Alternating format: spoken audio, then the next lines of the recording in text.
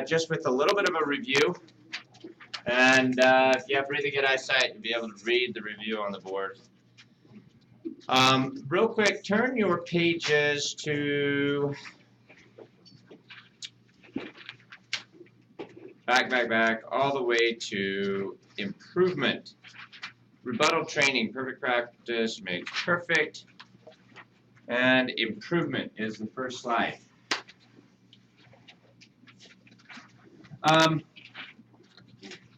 So we talked about this. Yeah, this marker won't work.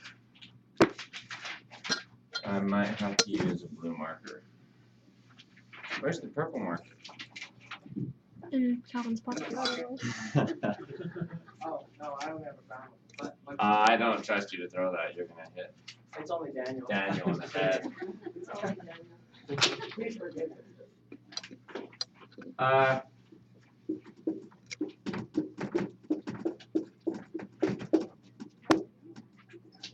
He had the whole picture there in a really cool way because it has a can list in the picture. Oh, that's cool. So what does this represent? Opportunity. And we talked about that, right? What is the opportunity? That creates the opportunity, taking a phone call, right? That creates an opportunity. What is the opportunity? Opportunity to do what?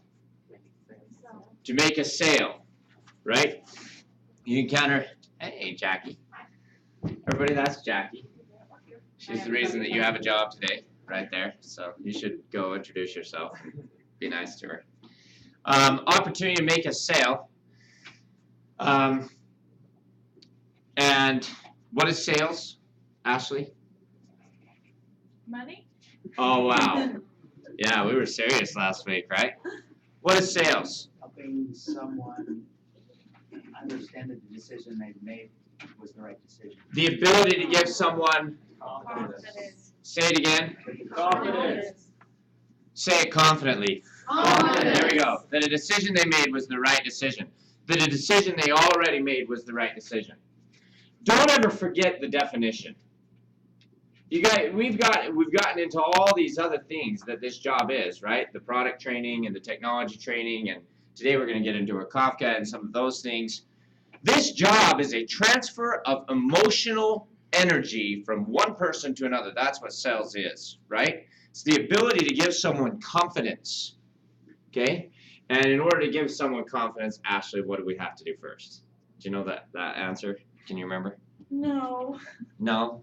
Am I putting you on the spot? Yeah. I'm going to keep asking you first until you know the answer. Oh, great. Zanny, what do we have to do first? You have to be confident. You have to be confident. You can't give someone confidence if you don't have it, right? And so, what is our job, Daniel? To be confident. To be confident. That's our job, right? To be confident. How many of you felt confident yesterday on your calls? Half the time? Okay, good, right? That's good. So our job is to be confident when? On every single phone call. On every single opportunity, we've got to come into that opportunity just loaded with confidence. I dare you to tell me no, right? You don't even know what's going to happen if you say no. You can take the easy way out if you're a chicken and just say yes. But if you say no, right, I dare you to do that. Is that what we're walking into our calls with? Or are we panicking like, oh man, what if they ask the price again, like that last person? Okay? So where do we get confidence? How are we going to get that much confidence? How are we just going to be overwhelmed with confidence? From creating success. Doing things we can do. And that's the end result, right?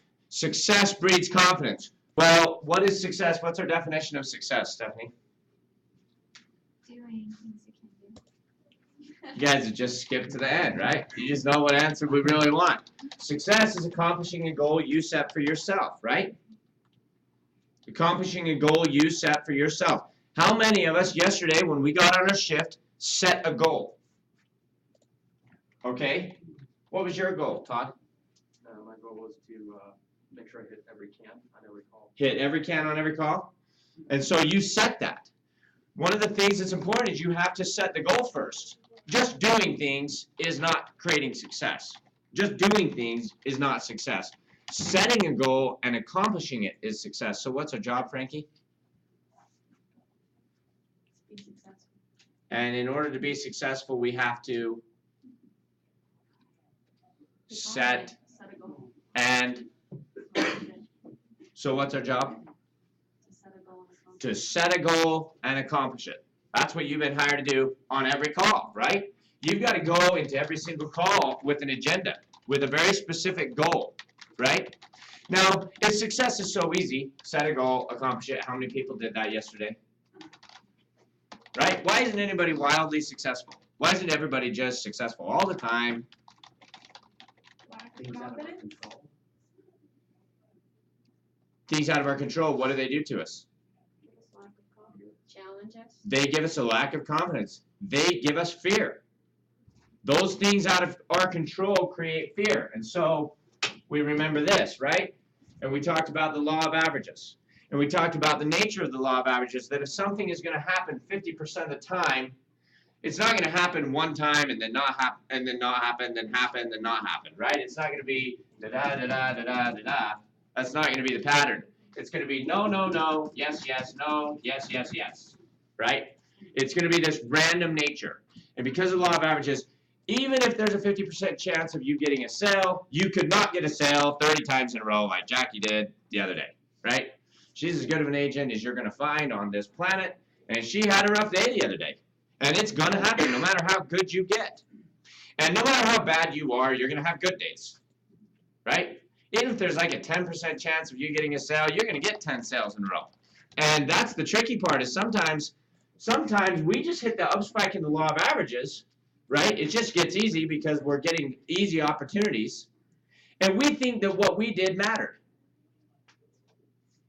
right? That's why people invent lucky socks or a lucky cubicle or, right, all these things.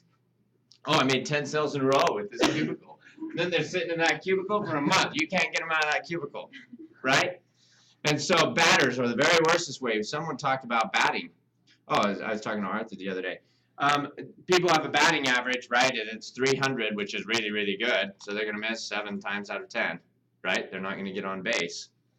So these batters come up with all these things that give them luck because they hit 5 times in a row because I was wearing this on this right hand and I was chewing my seeds on the right side of my cheek instead of the left, and I was all these different things, right? They're very superstitious. It's because they're dealing with the law of averages all the time, right? Anytime where you encounter this law of averages, you're gonna experience this, and you're gonna say, yeah, I got to do more of what I was doing there, when it may have been nothing to do with you. And then you find out that. That's when this job gets the very hardest. Is when you get done at the end of the day, you had a great day, and you said, oh yeah, I got lucky today. It's very darkest day is this day when you know that it wasn't you. Right? That day sucks really bad. Because you're like, well, I just got lucky. I hope I get lucky again sometime in my life, right? That would be nice. And so this creates this overwhelming fear inside of us, right? When the roller coaster goes down, we become afraid. That's an E. When it goes up, we become confident. Something else happens when it goes up. We get complacent.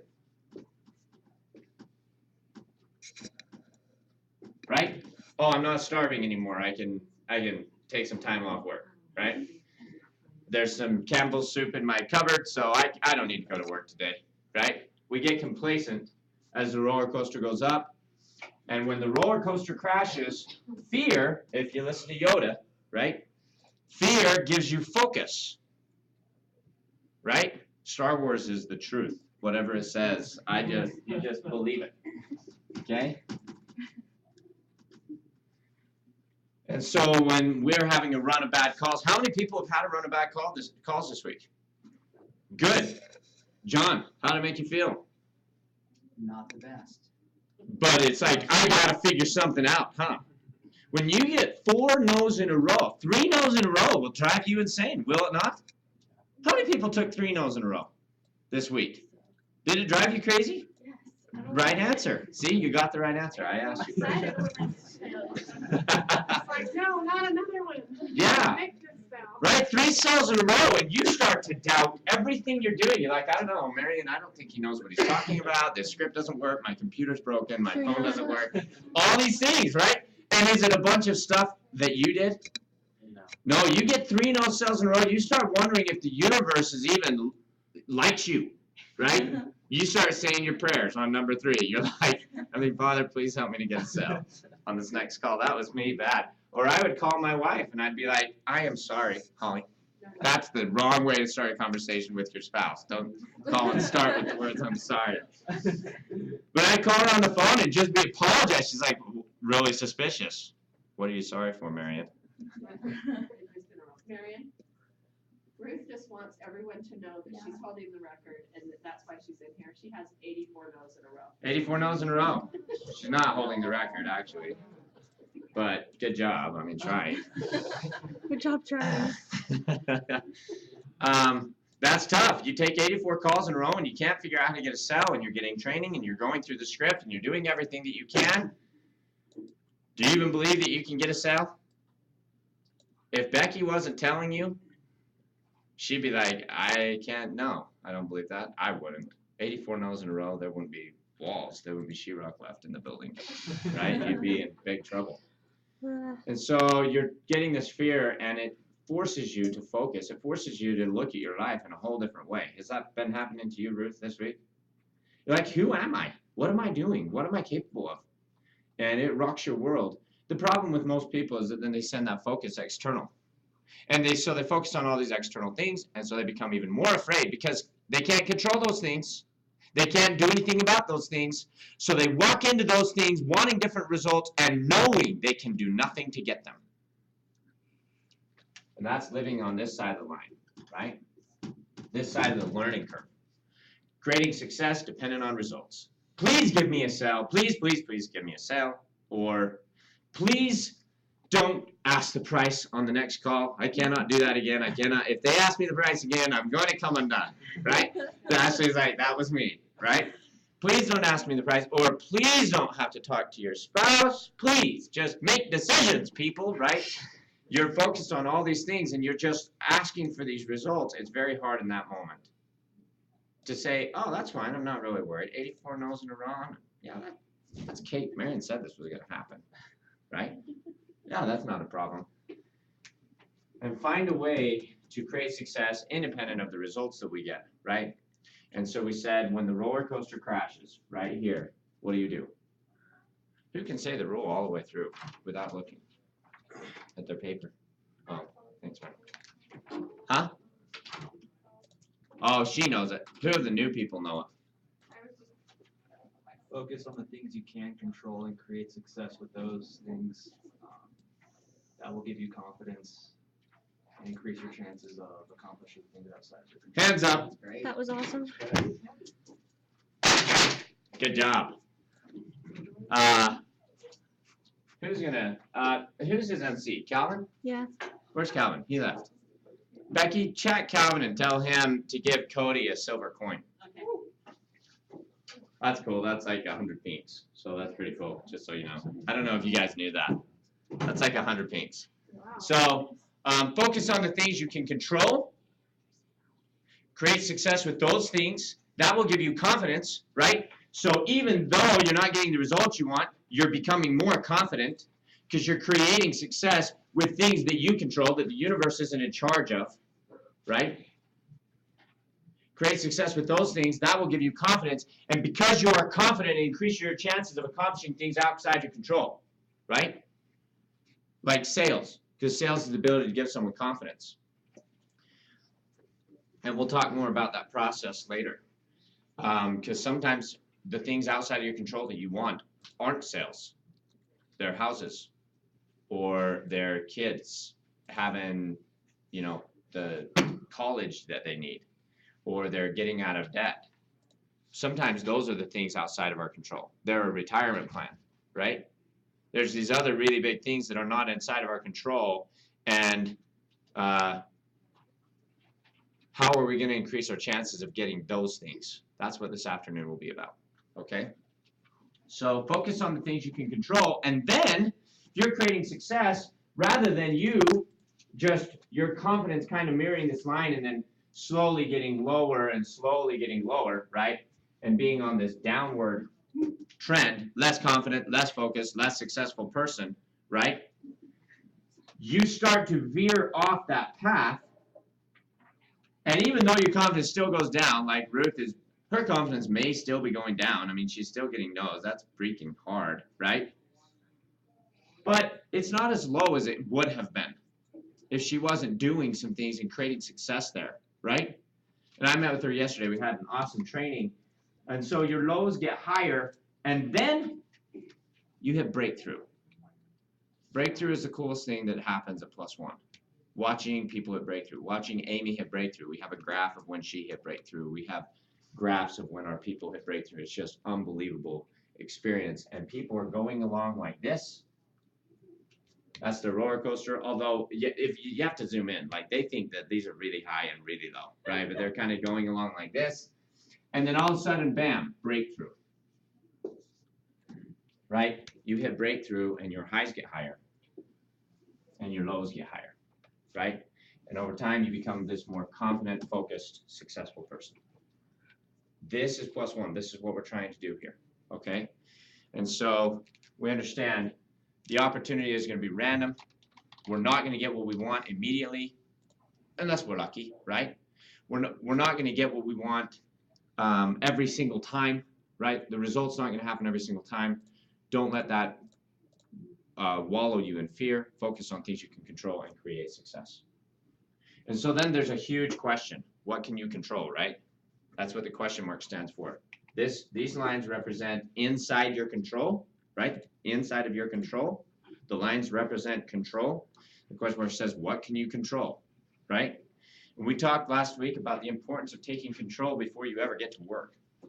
Taking control of your day and your shift and the external things that are threatening control, right? Because which one of these lines do we want? Would you rather have this upper line, or would you rather just have this part of the roller coaster? That part. That's what you want. You see how ingrained it is into us, right? Which would you rather? I would way rather that line. Tell me I'm going to go 0 for 84. Tell me that I'm okay, as long as you tell me it's going to get better. Tell me things are really good and that they're going to get worse, or that they're never going to get better. Now I'm depressed. Now I'm like, this sucks. Life is really good, but I wanted it to get better, right? And so what can you control, right? If you don't have control over anything, if you're not taking control, if you're not working in a controlled environment, you can't have this line. It's impossible. We have so much data to show us that that is impossible.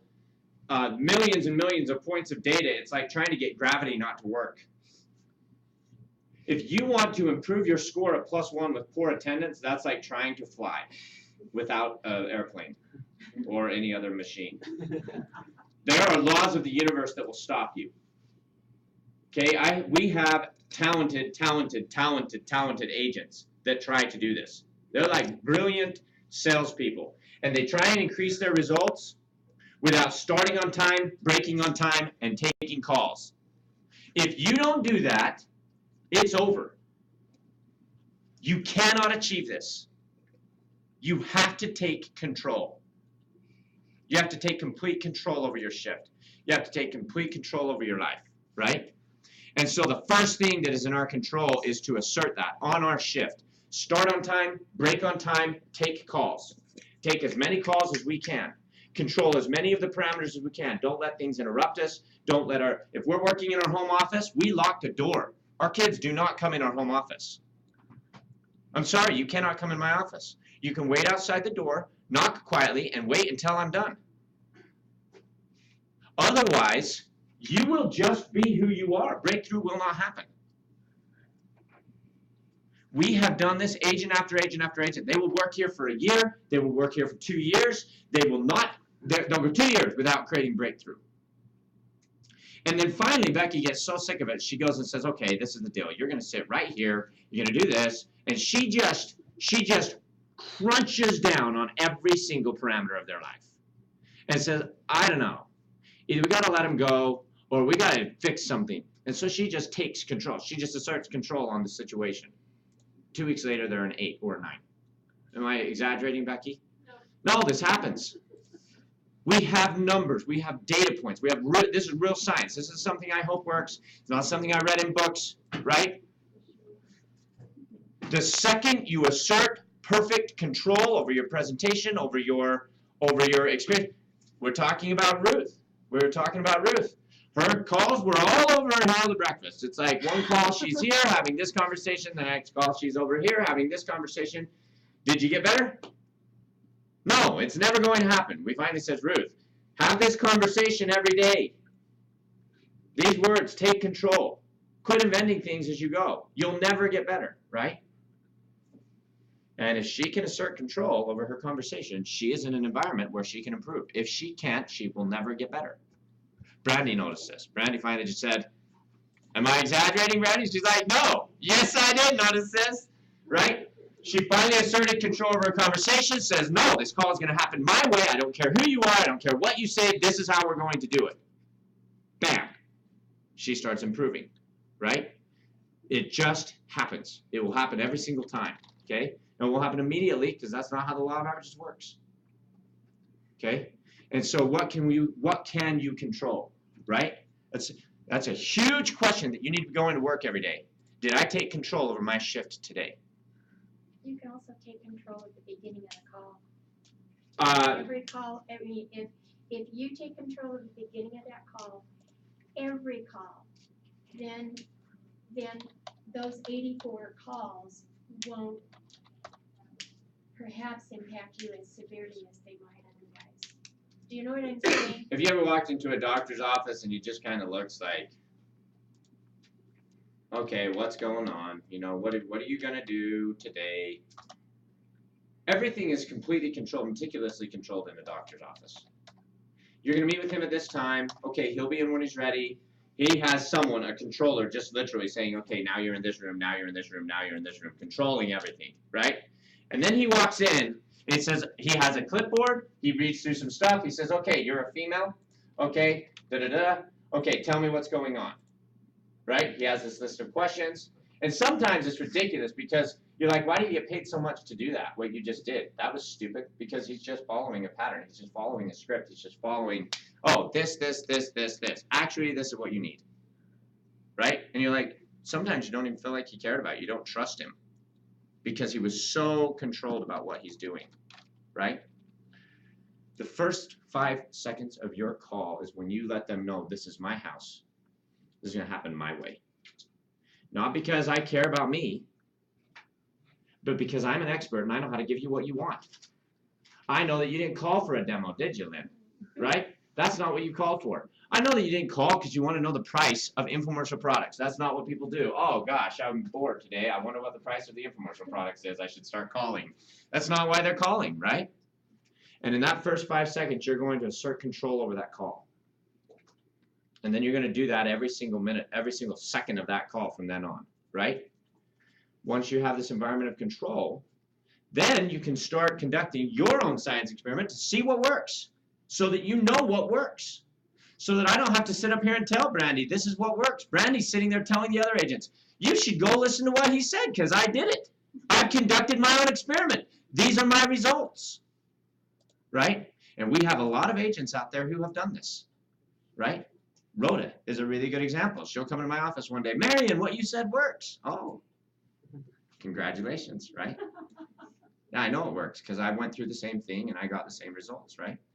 And so we worked on what we could control. We created a list.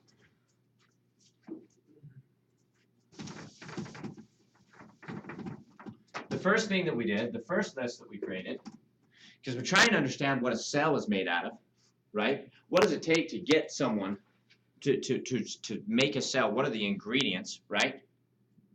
And we talked about the difference between principle and technique. That's what we were doing in pots and cans, right? What is a principle? What's a technique? can't. Something that you do. A technique is something I do, right? Principles, why you do A it. principle is why you're doing it, right? Did we do the painting analogy with you guys? We didn't even do the painting analogy with you guys. Wow, wow, wow, wow, wow. So we're gonna do this real quick.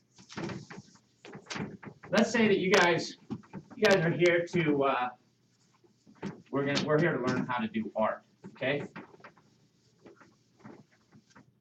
This is important because when you're trying to think of what is in your control, you're talking about techniques. What are some things I can do, right?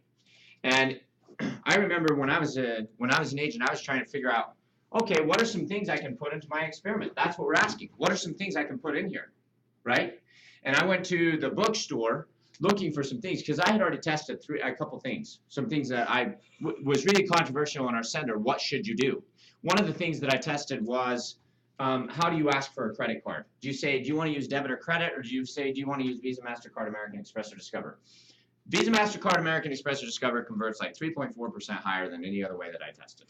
Tested over 300 calls, exact same presentation, just changed the way I asked for the credit card, right? So that's why it's in the script. There's some things that are in the script just because of that experiment that I conducted way back. And when people argue with me, I just say, no, this is how you do it, right? Another thing that I tested is, at the very beginning of the call, do you say, how are you doing today? Do you ask that question? Not the very beginning. This morning, this afternoon, or tonight. How are you doing? Yeah, do you ask how they're doing? Yeah. A lot of sales teachers teach you, don't ask how they're doing. Just say it's nice to meet you. Why do they say don't ask how they're doing? Has anybody received that training? Because somebody might give you, Because they might tell you yeah. how they're doing. They don't wanna know. And you don't want to lose control of the conversation. If you ask an open-ended question, they can have any answer to that. So a lot of sales trainers say only ask questions that you know what the answers are going to be. Right? Why are we not worried about asking how they're doing and losing control of the conversation? Why are we not worried about that?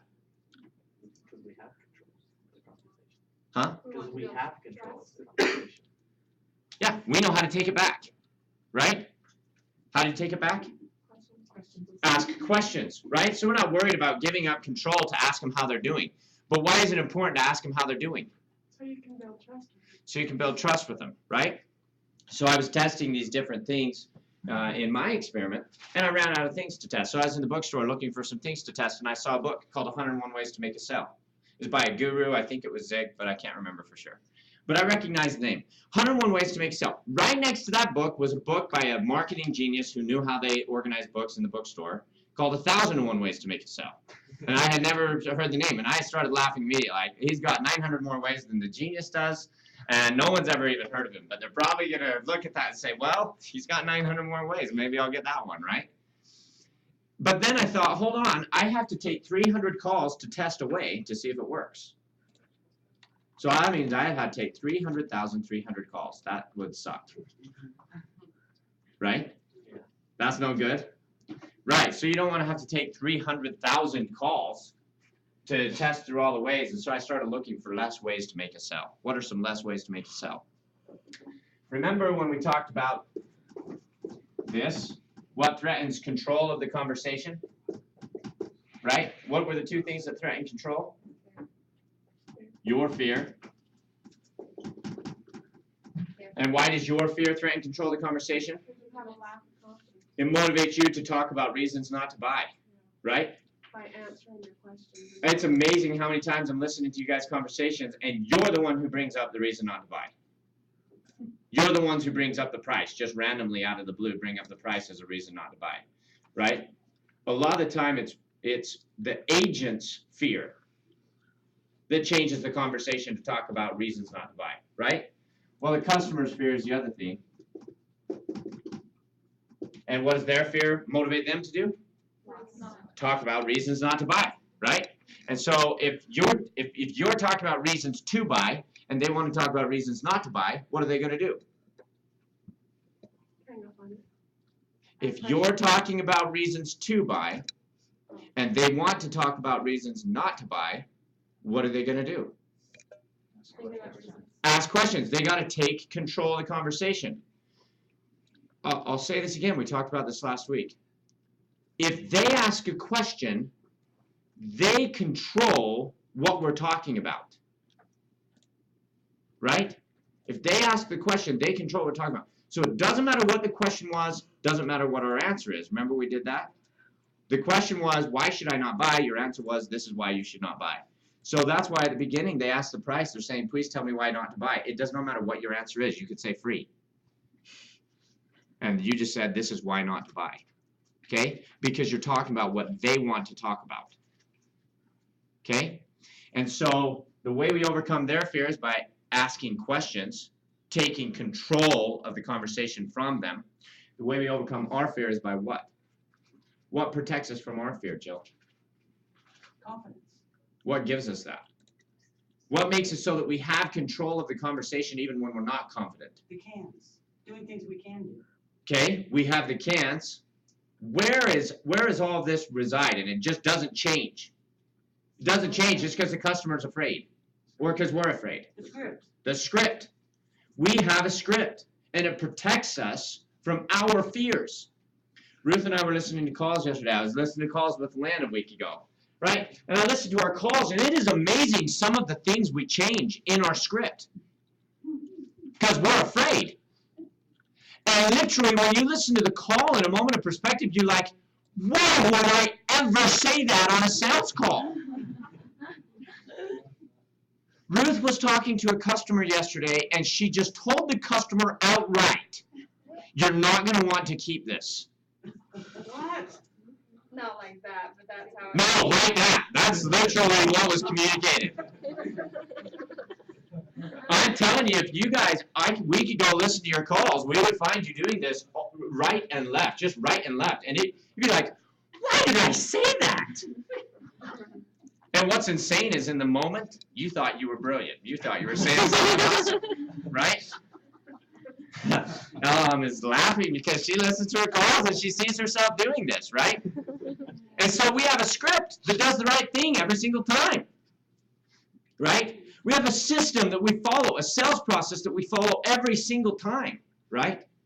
And those two things help us protect ourselves from fear and control the conversation anyway.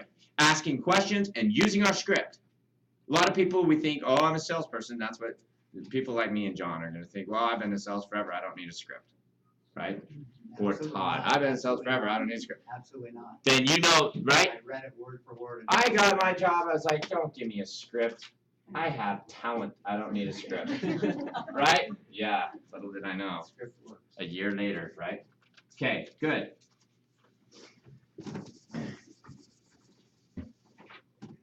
And so we take control, and the whole point is a call comes in, control is threatened, you take it back. Control is threatened, you take it back.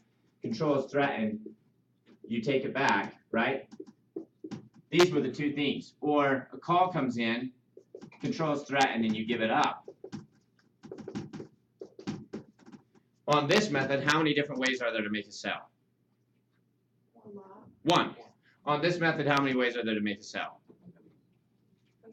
Infinitely many. How many people are we going to talk to, and how many possible conversations could we have had with that person based on what we said and what they decided to say?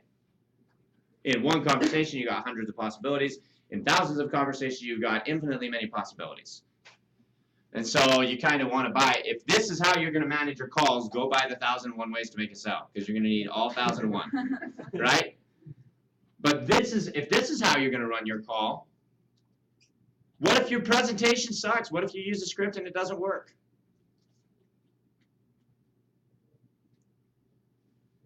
You gotta find the niche.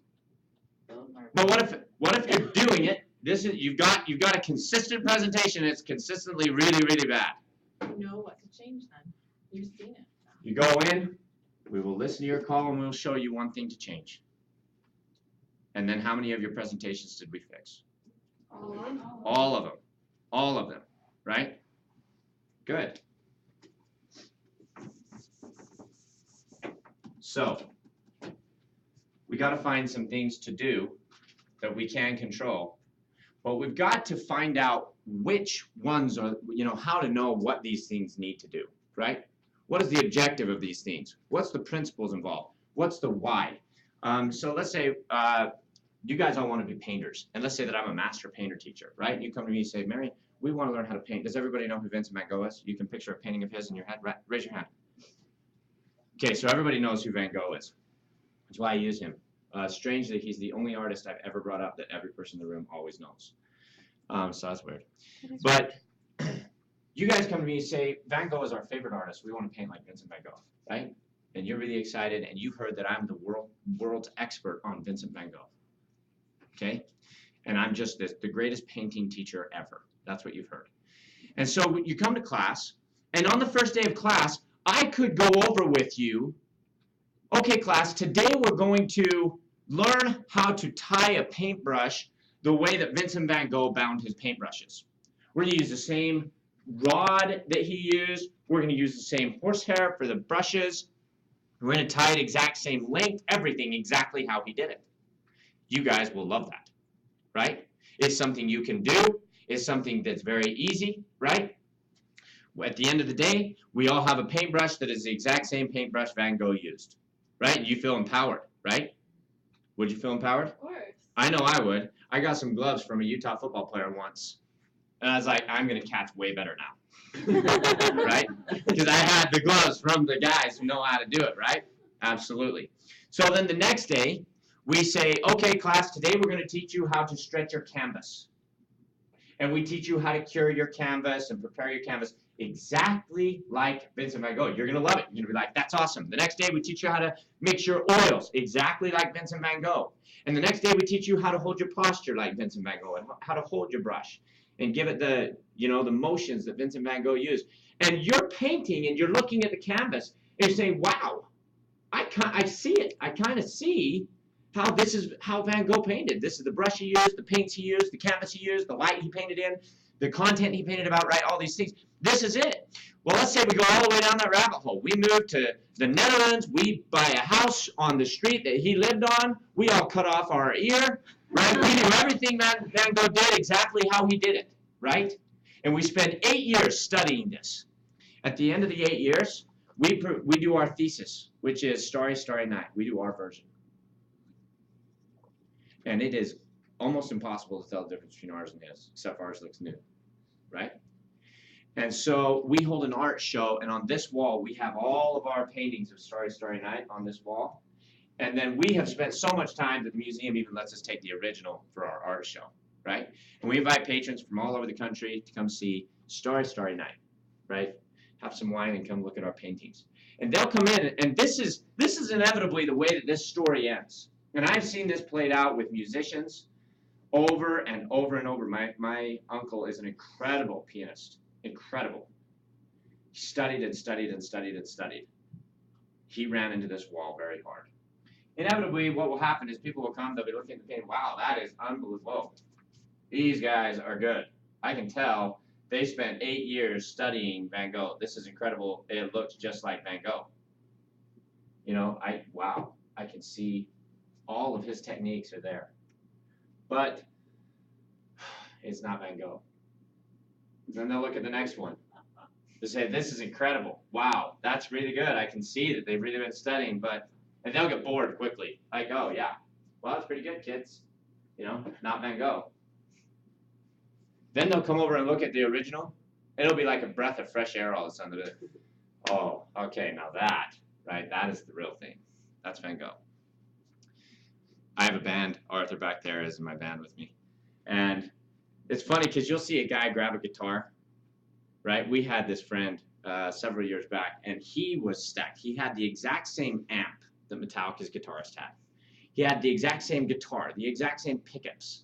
Everything was the exact same, right? And then he'd play Metallica. You'd be like, yeah, I hear how that's Metallica, right? Then you would turn on Metallica. You'd be like, oh, now that's a breath of fresh air. Now that's Metallica. And I would tell him, and don't do that with your face, because that's not what Hetfield does with his face. He doesn't do that, right? He was really into it. He was really into this is how Metallica plays. He had the same amp, same chords, same pickup, same pick, same string, same everything. Same settings. All he did all day in his house was sit there and listen to music and get his guitar to sound the exact same. And then he would play. And on the one hand, you'd be like, that's pretty good. On the other hand, you'd be like, that's not Metallica. It's just not him. Right? if I really want to teach you how to paint, right? If I want to teach you how to be an elite artist, what I'm going to tell you is I'm going to tell you there are 4 principles of art. They are light, color, texture, and content. Wow. The thing that made, Have good writing. yeah, he does. I don't even, you know what those words say, so I hope you're taking notes. These 4 things, those are the 4 principles of art. And what made Van Gogh incredible was not the way he tied the horsehair on his brush. What made him incredible is the texture of his paint is so thick, and there's so much actual oil on the canvas that it communicates passionately to the audience. You're like, what? It's wild. It's raging how much paint is actually on the canvas. The texture of it. It's almost 3-dimensional. And when you see a Van Gogh, you just want to walk up and touch it. That's the first thing you want to do, is touch it, right? That's what made him incredible, was the way he used texture to communicate to his audience. The thing that made Van Gogh incredible was the way he distorted content and took a star that should have been a teeny little dot in the sky and turned it into a swirling mass of color and light. Just this huge swirling ball, right? That's what made, and it meant something to the audience. It was passion. It was emotional. That's what made him great. It's not the way that he mixed his oils. It's not the way that he stretched his canvas. The reason I tell you guys this is because you're going to be exposed to a lot of technique. You're going to be exposed to the way that Colleen or Calvin or Becky or Jackie or me or whoever takes calls. How many have listened to other people's calls already? And you've been listening to their calls and be like, oh, I got to do that. And you're taking notes, right? You're like, I got to do that. I got to do that. This person's really good. Oh, Calvin, I was listening to this one call and this customer said, da-da-da-da-da, and then you said, da-da-da-da-da-da-da-da. But I tried it on my calls and it's just not working. I'm just not Van Gogh. I never will be. You're not Calvin. You're not me. You're not Jackie. You're not Becky. You never will be. Your techniques will define you as a salesperson.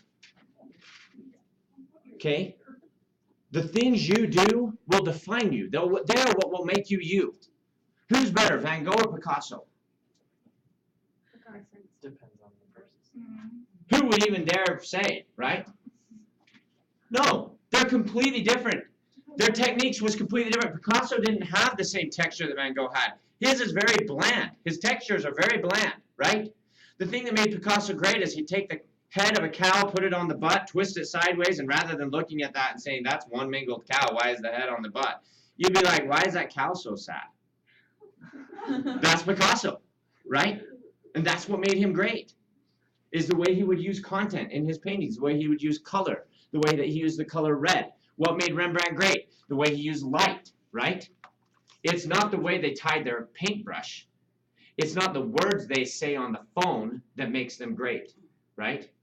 It's the principles, the why behind what they're doing that makes them great. So if I really want to teach you how to be a painter, this is where we would begin, is an understanding of these things. And if I want to teach you how to be a salesman, we begin with the principles of the sale, right? That's where we begin. Before we get into technique, we've got to understand why we're doing what we're doing. And they are? Trust, confidence, Urgency. Confidence. There you go, Sarah. You can tell it's a G.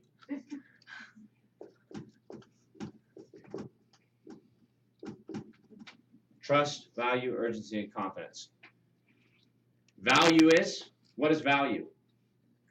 based on their The reason To buy. to buy. Trust is Reason to buy. Reason to buy from. the reason to buy from me. Urgency is Reason to buy now. the reason to buy now. And confidence that those reasons Are the right decision. are the right reasons. What is trust, Carolyn? Or Carolyn, what's trust? The reason to buy from me. the reason to buy from me. What is value, Cody?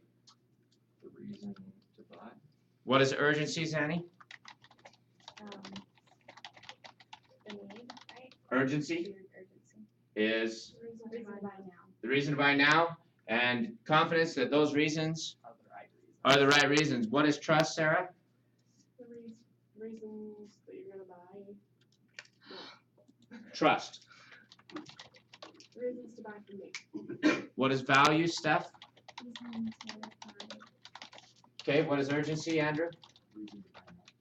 And confidence, Frankie? Confidence that You're buying it. that those reasons Other reasons to buy. are the right reasons. Confidence that, Frankie? The right reasons to buy. Those reasons are the right reasons. What is trust, Jill? The reason to buy it from me. What is value? Reason to buy. What is urgency? Reason to buy now. And confidence? Confidence. That those reasons, Those reasons are the right reasons to buy. everybody, confidence that, Those reasons are the right reasons to buy. right? What is trust, John? Reason to buy from me. What is value, Alan? Reason to buy now. What is urgency, Sarah? The reasons to buy now. What is value? Reason to buy. And confidence, Daniel? That those reasons are the right reasons. That those reasons are the right reasons. Do we understand what these principles of sale are? If we have a reason to buy, we have a reason to buy from me, we have a reason to buy now, and we have complete confidence that those reasons are good reasons. Do we have a sale? Yes. Yeah. You see how easy that is? Right? And so, what are the two things we have to do to create trust? What are the two things that make someone trust you? Confidence. I have to know they Care. care about Your needs. me. I have to know They care. about Me. Okay? So the first thing you have to do to build trust, you have to know, they have to know you care about them. They have to know. They have to know that what they need is more important than what you want. That's why we always trust our mom, right? Because we have item after item after item after item that demonstrated that she cared about what we needed more than about what she wanted, right? That's why we trust our dad, our mom, our brother, our spouse, our whatever, grandfather, right? Yeah, go around a room and ask people who they trust most in the world. That's the people that come out. Why? Because we know they care about us more than about what they want. They're willing to make sacrifices to make sure that we're taken care of, right? The minute you know they don't care, can you ever trust them? You have to regain that trust back. If you don't ever know they don't care, you don't ever trust them. If you know someone does not care about you, you do not trust them. They could be your husband, they could be your mom, they could be your dad, they could be your best friend, they could be whoever. If you know they don't care about you, you cannot trust them. Right? Now there's another element to trust. What is it? Expertise. Right? I know my mom cares about me. I know that. I don't have any questions.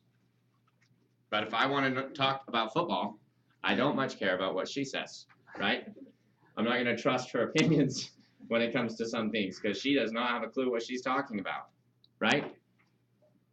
And so there has to be a combination of expertise. But if you know they care about you and they're an expert, right? If your mom was a doctor, would you ever listen to anybody else? No. You never listen to anybody else. You said, but my mom said. You'd be talking to the world expert brain surgeon. Yeah, but my mom said, right? That's just, we already do that, but my dad said. That's the famous words, right? But my dad said, right? Okay. So once we create trust, what are they going to do? Buy from you. Huh? They'll buy it from you. They'll buy it from you? Because they have a reason to buy from you? Yeah. They're gonna Start listen. telling your They needs. have reasons Their to needs. buy. They're going to start telling you their need. Holly calls this a heart-to-heart. That's what her term for this process of self-disclosure is. She can't really, be friends with the girl until they have a heart-to-heart. And I guess a heart-to-heart is when she tells them a little bit about herself and sees how they treat that information, and then they tell her a little bit about their self. And this process takes hours and hours and hours. I know when she's having a heart-to-heart, right? She will talk to them forever, and they come out of it, and they're coffee friends, right? They trust each other because they had a heart-to-heart. Holly will tell me point blank, you cannot leave me alone with that girl. I've never had a heart-to-heart with her. Like, that's just her rules, right? So Immediately when we trust someone, we begin a process of self-disclosure. And we tell them the things that we need, the things that make us vulnerable, right? To test them, and then the more we trust them, the more we tell them, right? So the person you trust most in the world, people have a need to disclose. They have to talk about things with other people. They have to. And so once your customer trusts you, they're going to tell you what they need, right? It's a very personal thing that I have hair on my face if I'm a woman, right? So how much trust do you have to create in about 30 seconds with that customer? A lot. Because not only are you trying to get her to tell you that she has hair on her face, but you're trying to get her to go there with you and have that conversation. Right? It's not this casual, oh, I'm willing to disclose this to you, whatever, move on, right? You need them to be there. And so they have to know you care. They have to know you're an expert. What is the number one way we demonstrate expertise? Build trust. Who said that? Todd? Say it again louder. Ask some questions. A know-it-all will just tell you everything they know. An expert will ask questions until they identify exactly what you need to know, and then they will tell you that. That's what demonstrates that you're an expert, because you can answer anything they ask. You know everything about the subject. Not only do you know everything about the subject, but you know so much about the subject, you can isolate what they need to know. You can just ask them some questions, eliminate a whole bunch of information that you could give them, and then tell them exactly what they need to know. That's the job of an expert. That's your job when you were a lawyer, right, Joe? Your job was you couldn't sit down and say, okay, well, let me tell you everything I know about law. You ask them questions. We don't need to talk about that half of the law. Oh, we don't need to talk about this section. We don't need to talk about this. Oh, we don't need to talk about that paragraph. Oh, paragraph 1, section 2, page 4000 says. That's how she demonstrates she's an expert, right? And so if we show them that we're an expert, right, or if we show them we care about them, and then we begin to ask questions that demonstrate that expertise, then they trust us. Then they begin self-disclosure. They begin to tell us what they need. We can ask additional questions, isolate exactly what they need, right? Now, why is need so important? Was it builds values? What is the reason to buy? The need. Well, the need by itself isn't the reason to buy. Value is the reason to buy. And so what creates the value? Their need, why they Fulfill their want need. Huh? It'll fill their need. The way that this product fulfills their need creates value. It's called the value proposition. What about this product gives it value? What about this product solves their need? What need do they have? What does this product do to solve it? Now we have a value proposition, right? So we have to know that need. Does that make sense? Okay. And then once we have a reason to buy, we want to create a reason to buy now, right? Well, what's the number one reason to buy now? This was the trick question we asked, Frankie. What's the number one reason to buy now?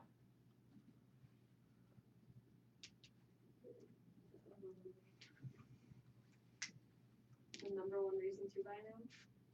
That's what you're asking? Yeah. Will you keep open that up to see if anybody knows the answer? I'm curious.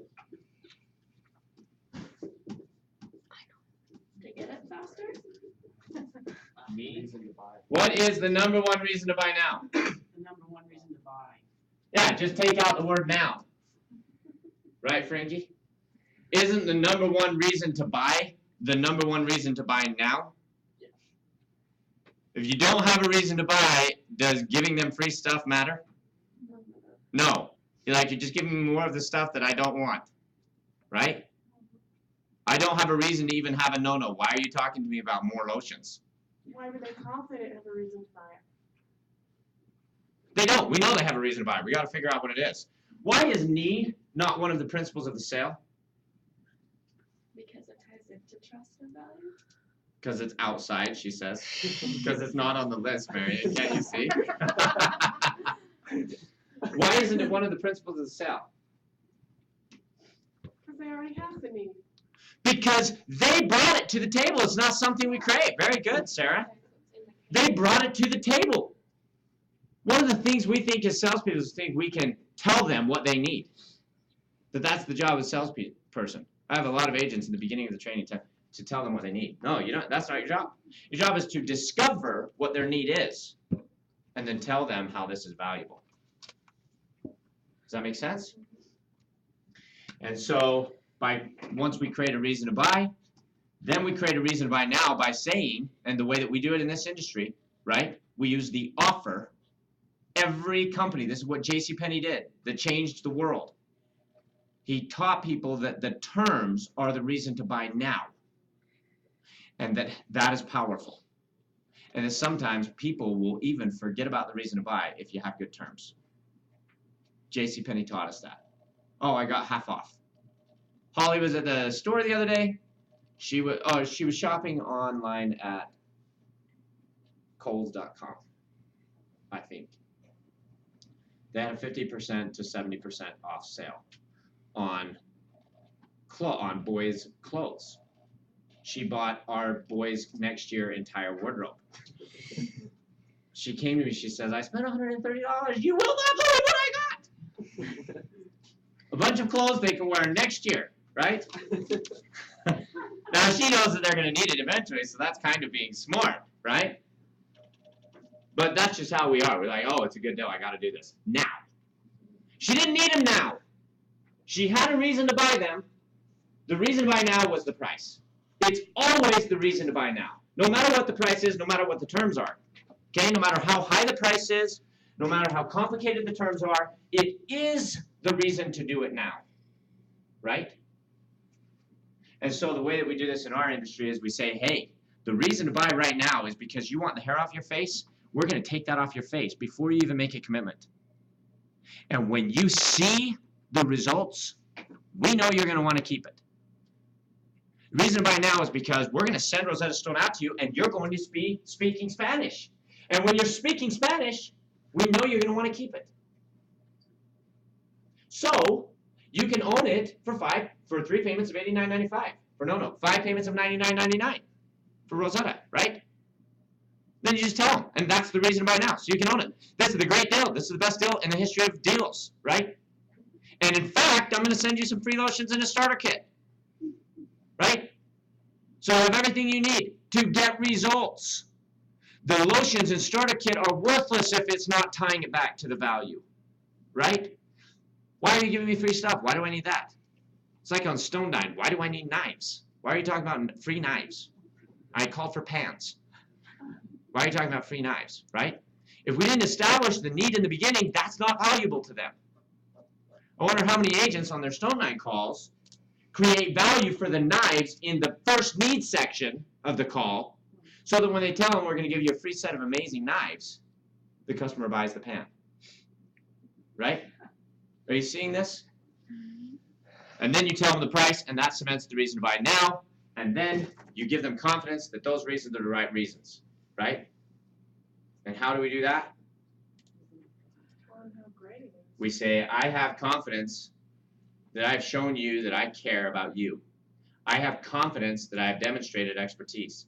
I have confidence that I have understood your need. Your deep emotional need. The reason you picked up the phone, I understand that. I understand the moment 4 weeks ago when you were talking to a guy that you really liked and he was looking at the hairs on your chin. And I have confidence that I understand how you felt in that moment and that is what made you pick up the phone. Right? I understand the way this product is going to solve that need for you better than any product ever made. I have confidence that today is the best day in the history of all days to quit having hair on your face. Right? Why wait till tomorrow? Oh, really? You want to wait till tomorrow to get the hair off your face, lady? That sounds crazy, right? I have confidence that these reasons are the right reasons. I'm giving that confidence to you. Would you like pink or silver? This isn't a question of whether you were doing this right now. I have 100% confidence in these things. Would you like pink or silver? And then you just give them that confidence, right? Good. And so we created this understanding of the sales process, right? The principles, why we're doing what we're doing. This is the process. This is our script, right? First 30 seconds, create trust. Next 60 seconds, uncover need. Next 60 seconds, create value specific to need. Next 60 seconds, create urgency. Close. So once you find out that the woman has a mustache, Yes. do you assume that it's embarrassing, or do you ask her if it's embarrassing and bothers her? Have you ever met a woman who had a mustache that wasn't embarrassed by it? So So, as an expert, you know. you know it, so you're not gonna, okay. You know what it means to have hair. As an expert, you know what it means for a woman to touch her face with a man's razor. The razor could be pink as you want. It's still a man's razor, right? Those titanium blades on the ladies' Schick razors were not invented for women. They were on man's razors first. Then they said, oh, it'd be a good idea to put these on ladies' razors too, right? We'll turn it pink. Yeah, and besides, you always want to assume the sale, right? I mean, it's called assumptive. You always want to assume the sale. Yeah.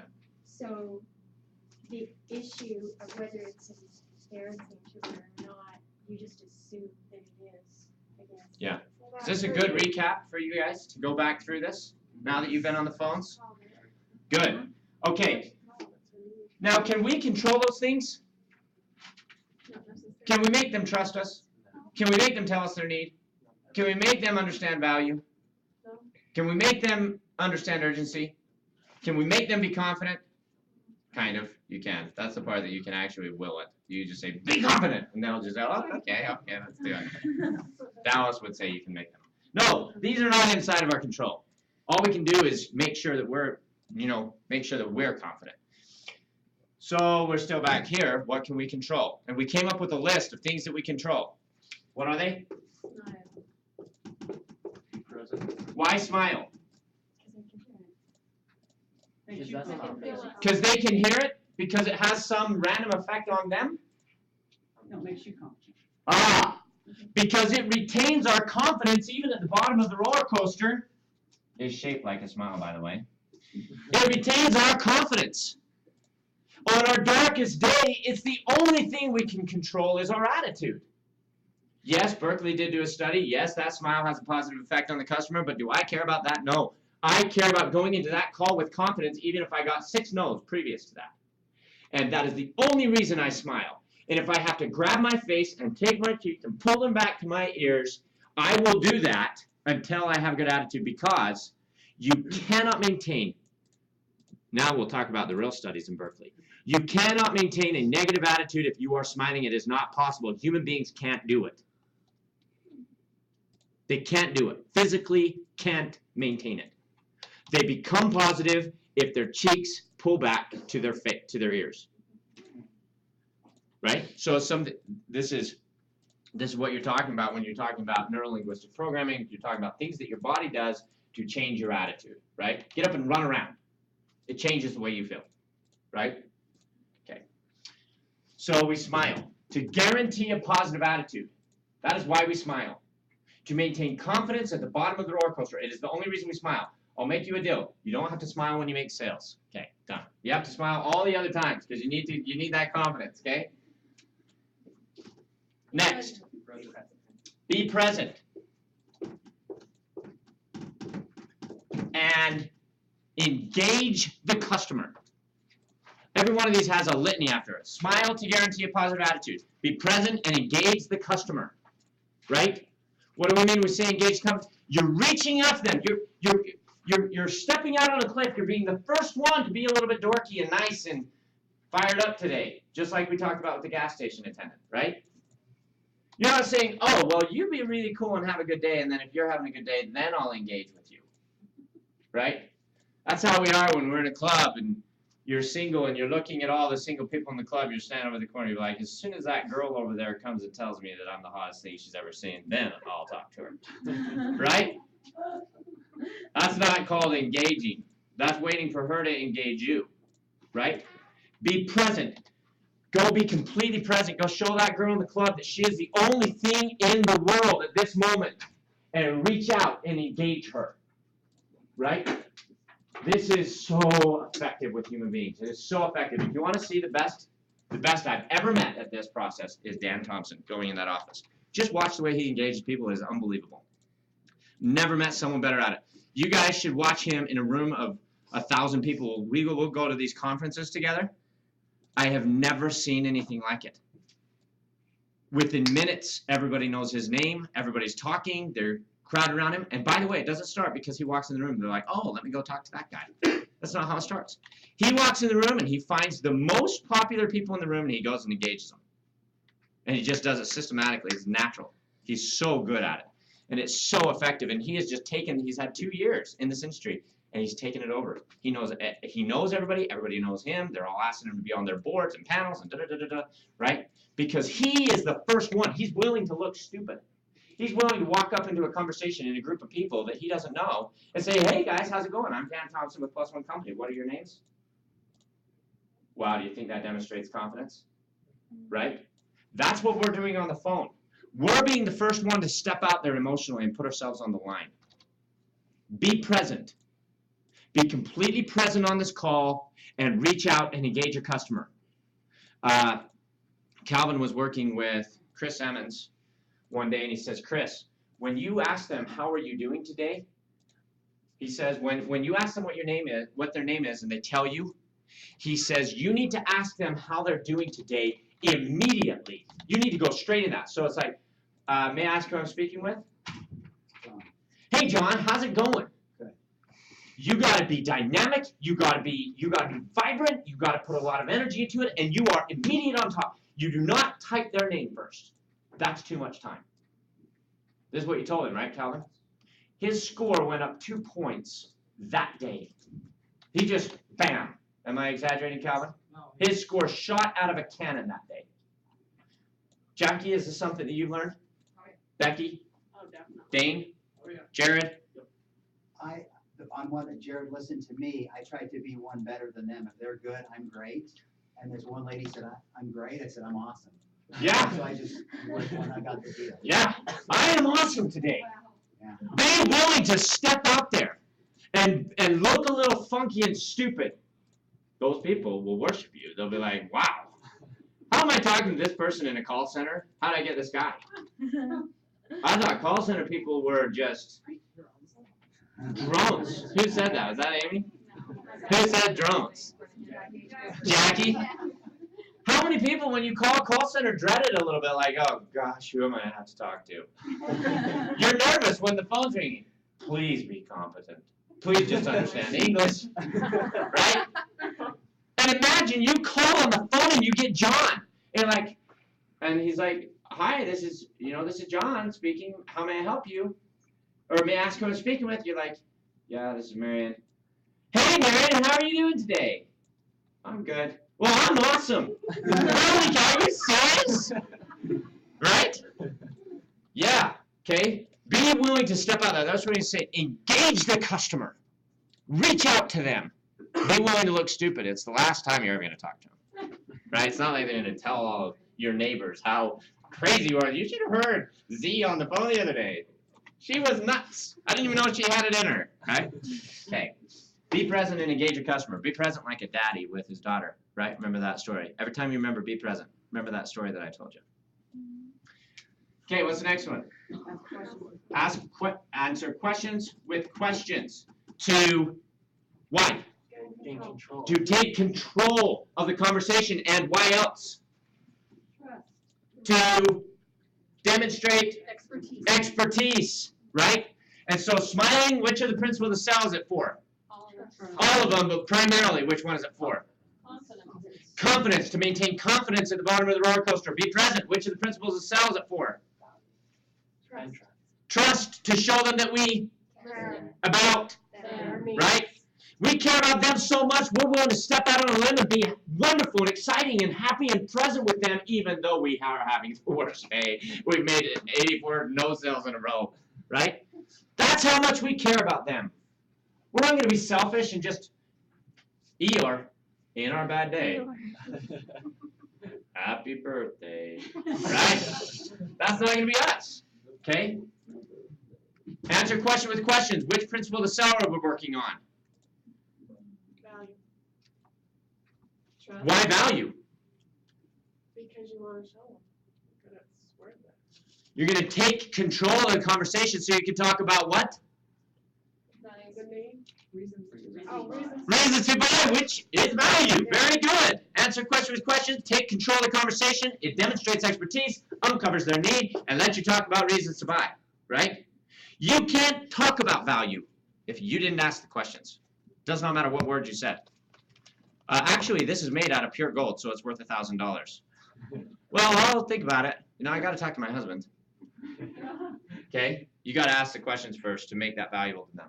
Then what's the next one? Use the script, And, give it power. and, Give it Power. and. Good. Use the script and give it power. Breathe life into it. You see me up here, just all this energy? This is what I look like when I'm on the phones. Well, if you just read the script, they know you're reading it, and they don't want to listen. No, they don't want to listen. You have got to put yourself into those words. Your whole body. I was going over this with Ruth yesterday. I said, Ruth, you do not get to sit down when you take calls from now on. This week. This week, yeah, we'll see. Right? I have to sit down. Standing for 2 weeks. Huh? May had you stand up for 2 weeks? My face to the other cubicle. I couldn't even look at the computer. Motion creates emotion. You watch Boiler Room. That's one of our movies that you have to watch if you're a +1 peep. Okay? Boiler Room. Oh, Ruth, go watch Boiler Room. Everybody go watch Boiler Room. It's the greatest movie ever. It's got some bad words in it, but plug your ears. Motion creates emotion. Get up and put yourself into your calls. Your heart and your soul into those words. Okay? Are we seeing what this is? Are we seeing why people were willing to pay me $55 an hour to answer a telephone call in a call center from my home office? You see that? Right? And it had to be this every single call. The second you're not doing these things, it's done. Right? These things are what create the results, not people. It's not because I graced that telephone with my presence. Right? That's not why. Daniel's like, crap. I was really counting on that, Marion. Use the script, give it power, breathe life into it. Give yourself to those words, right? And then close them. Don't wait for them to close themselves. We think they're just going to say, we think we're going to be so good that they're just going to say, oh, you know what? Let me spend $600 today. Let me get my credit card for you. Some people are that way, the people above this line. Some people won't buy no matter how good you are. This is not going to make you a lot of money in sales. Any breathing person who can take an order, right, will get these sales. And sometimes you'll just get like 8 of these in a row. You'll be like, I'm killing it. And you really are, you're sucking as bad as you were before. Except for you're more confident, which is good, right? Confidence breeds success. Okay? The question is, how low can you go? And this person that is full of fear, your confidence is going to have to be clear up here. You are going to have to give them confidence and say, do this. This is why I love attacking. We have a call called Attacking Anxiety and Depression. It's all these people that are very depressed and anxious and their life is miserable. And I love those calls because you can just say, no, I'm not going to tolerate that excuse. You are doing this. I want your credit card now. I'm going to give you 30 seconds to get it for me. And they're like, okay. And they just spent 20 minutes telling you they don't have a credit card. Right? And you can talk to them that way. Right? You can talk to your no-no people that way. So you won't get fired? Not unless they get pissed off at you. Okay? So you close them. Don't trick yourself into thinking people are going to just buy from you because you're a good salesperson. You're a good salesperson. Sales is a verb. That means you did something. Closing is selling. It is selling. If you didn't close, you didn't sell. They bought. You did a really good job of presenting the information so that they could make an educated decision. That's not selling. Okay? Telling someone, I have confidence that this is the right decision for you. I'm giving that confidence to you. Do you want pink or silver? That is selling. And when they say no, what do? Keep closing them. Keep closing them. Dare them to tell you no. Dare them. Is this a good review? Yes. Okay. So we talked about this. We talked about this. Now let's talk about this. And I told you guys this last week. I don't care what this number is. I don't care if it's a 9. I don't care if it's a 10. I don't care if it's a 5. I don't care if it's a 1. I do not care. I care about one thing. That. I care if it's going up. It is the only thing I care about. I will work with you and work with you and work with you, and I have never lost this game, ever. I have never lost this game, meaning +1 has never lost this game. You will feel hopeless. We do not lose this game. Okay? So wherever you are, and that means you may be a 9 and you're just not happy with your results. We will not lose this game. Okay? Unless we just tolerate whatever number we have. Right? Okay? So I don't care what your numbers are. I care whether you're improving. I care whether you're doing those things. Okay? So I want to talk about improvement today. That was a long introduction. But you want to know what? It's really good to go over these things the week after. I just started doing this. The last class that I trained, I started going through a very rich, what's it called? Review. I knew it started with the R-E. Very rich review of what we went over the week before, and it was very helpful to them. So I want to make sure we got a very rich review for you today. Was that helpful, Ashley? Yes, it was. Like, I know some answers. I'm so excited. I'll make fun of you. Like, I just will. I'll make fun of anybody in this room. And you can make fun of me. I put myself out there so you can do it. So, and you guys will. You'll make fun of me very quickly. You won't get fired for it. Ask Jackie. Okay. So I want to talk about that. I want to talk about improvement. I want to talk about how to get better at something. How do you get better at something? Practice. Who do you know that is the best in the world, unarguably, at what they do? Marion. No. LeBron James. Who's even better at what they do than LeBron is? Marion. No. Becky, settle down. You said Dan was. Michael Phelps Uh-huh. may be the best at what he did of any person I've ever known at what they did. That was just pathetic. How much better of a swimmer he is than the second best swimmer in the history of mankind. He is so good. He's so good, right? And what made him so good, Carolyn? Hours and hours and hours of soggy skin. Hours. And hours and hours and hours and hours and hours and miles and miles and miles and miles and leagues of swimming. And a lot of tunes in his head. Music. And that's what made it good. Yeah. Beats audio, that's what made it good. Okay. It like establishes the rhythm. So practice. We've got to practice, right? And we need good practice. Now, we had some practice, right? We're going to get some more today. One thing that we do in sales to practice is we role play. We role play. And you guys did some role play last Saturday on the phones, right? You did your practice calls. Was that useful to you guys? It was useful, right? So you got to go through the script. You got to kind of have the conversation, let yourself hear those words coming out of your mouth, right?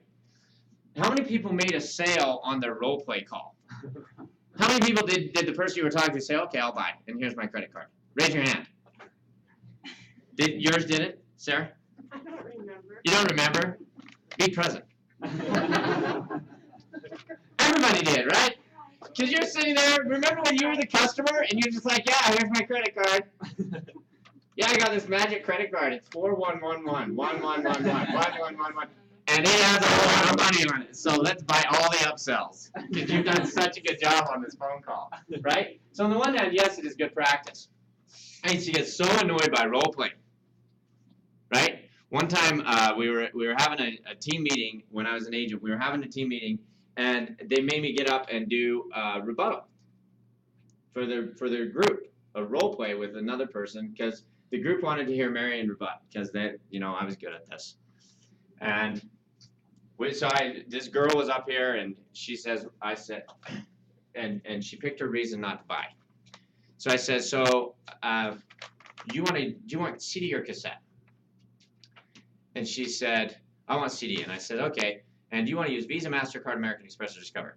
And she says, well, actually, I don't have a credit card with me. I'm driving. I said, oh, so that was her objection, right? I don't have a credit card with me. I'm driving. I said, and I went into the rebuttal with her and gave her this rebuttal, and she says, oh, that was really good. Okay, yeah, okay, I'll buy. I said, okay, so do you want to use Visa, MasterCard, American Express, or Discover? She says, Visa. I said, okay, go ahead with the card number when you're ready. We were standing in front of like 60 people. And I says, go ahead with the card number when you're ready. And she said, well, yeah, 4111-1111-1111-1111. I says, actually, that's the test number that we use in our call center when we're just testing out things. That's Visa's test number. I actually need a real credit card number so I can send this to you. So go ahead with your card number when you're ready. And she looked at me and she says, we're practicing. She's like, because I was embarrassing her in front of the whole room. People were kind of laughing uncomfortably. And I says, I know, I'm showing you what I do. And she says, well, I have my credit card with me. I says, well, I'll wait while you go downstairs and get it. Is it in your car? And she says, well, I'm not actually buying right now. I says, well, why aren't you going to buy right now? She says, because we're practicing. I said, well, when you told me that you had a mortgage, was that real? Do you actually have one? She said, yes. I said, and you told me you had credit card debt, was that real? So you had about $240,000 in debt, is that real? She said, yes. I said, and were you lying when you said that you were going to be debt-free in about 25 years? She says, no, that's our plan. I said, so we're going to save you about $300,000 in interest. You're going to be debt-free in about 6 years. So do you want to use Visa, MasterCard, American Express, or Discover? And she's like, just silence. And then my boss is like, okay, Marion, we get your point. I says, no, you actually haven't yet. So go ahead and get your credit card. And it's the first time that those people had really realized what this is. This is not a good environment for practice. You don't even have a real customer with a real need. She's not even real, right? I hated it. I hated this role play. It's good when you just need to go through some motions. So when you're with your coach, it's like, well, say it to me so I can hear you say it. That's good, but it's not real practice. I need a real customer with a real need that has a credit card that I can practice with. Now, here's the problem. If you're on a football team and your coach comes to you and says, well, we need to practice, you say, well, we got a game this week, right? So I'll practice at the game. Would you be on the football team very long? No. No. So can we practice on our calls? That's game time. When that phone rings, that's game time. We're playing for keeps, right? So when are we going to practice? How are we going to get this practice that we need? How are you going to get the practice it is going to take to become the best in the world at what you do? That's what plus one is. That's what we are in this room. How are you going to get that good? How are you going to get the practice you need? Where are you going to get this practice, Daniel? Role playing. Practicing during the game? Role playing? So role playing doesn't work and practicing during the game doesn't work. When I was a kid, I was really, really short. I told you I was really short, couldn't run. I had like a belly that slowed me down quite a bit, right? But in my heart, I was this elite athlete, right? And so when I was in first grade, I got introduced to a sport called marbles. And I was like, my right thumb can compete, right? So this game, I know that I can play this game. You don't have to be fast to play marbles. Well, sometimes you do, because you're running away from someone that you just beat. Took their marble and ran. So I came to my dad, I said, I want to play marbles, and he had confiscated 7 marbles from his students. One of them wasn't actually a marble, it was a semi that was a bauble. It was an orange bauble, but it passed on the playground.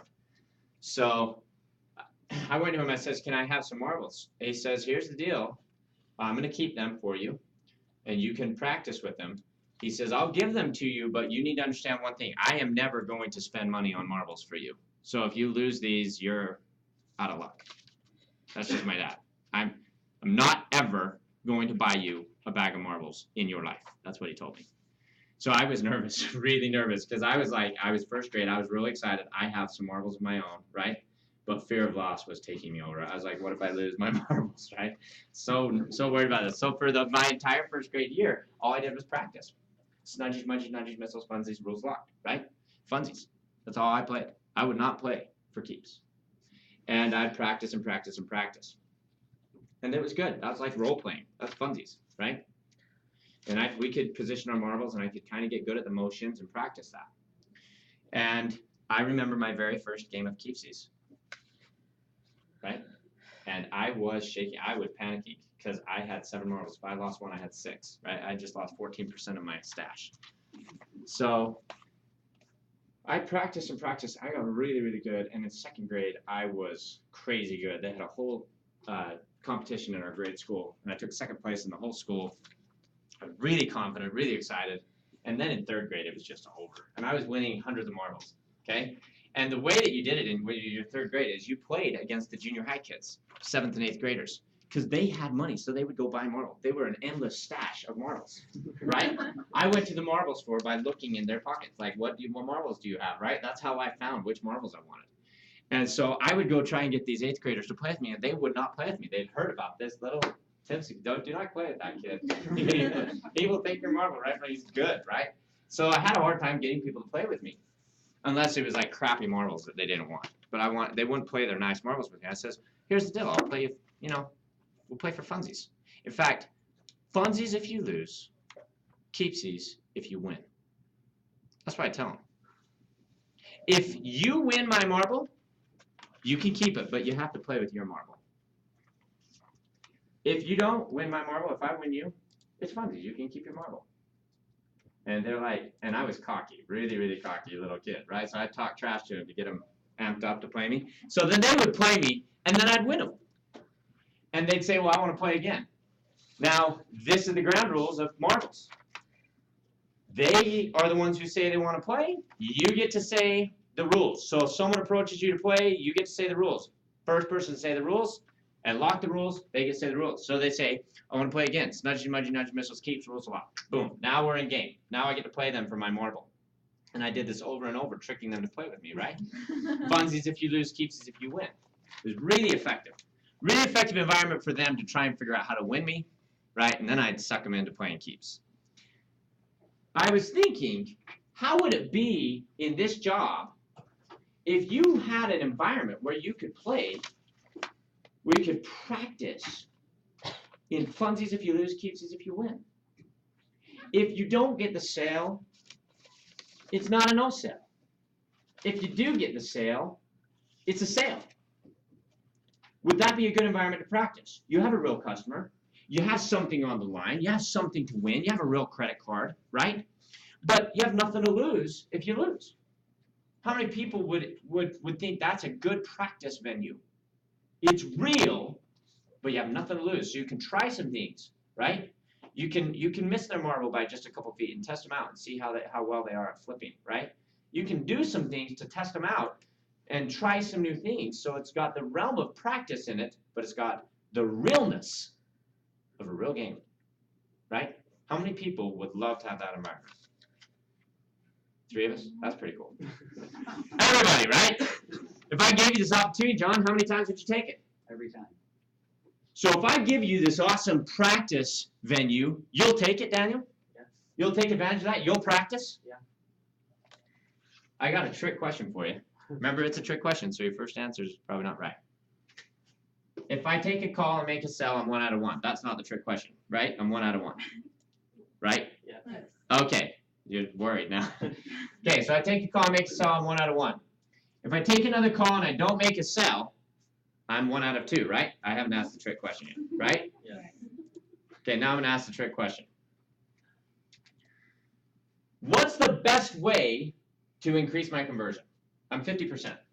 1 out of 1 is 100%. 1 out of 2 is 50%. What's the best way to increase my conversion?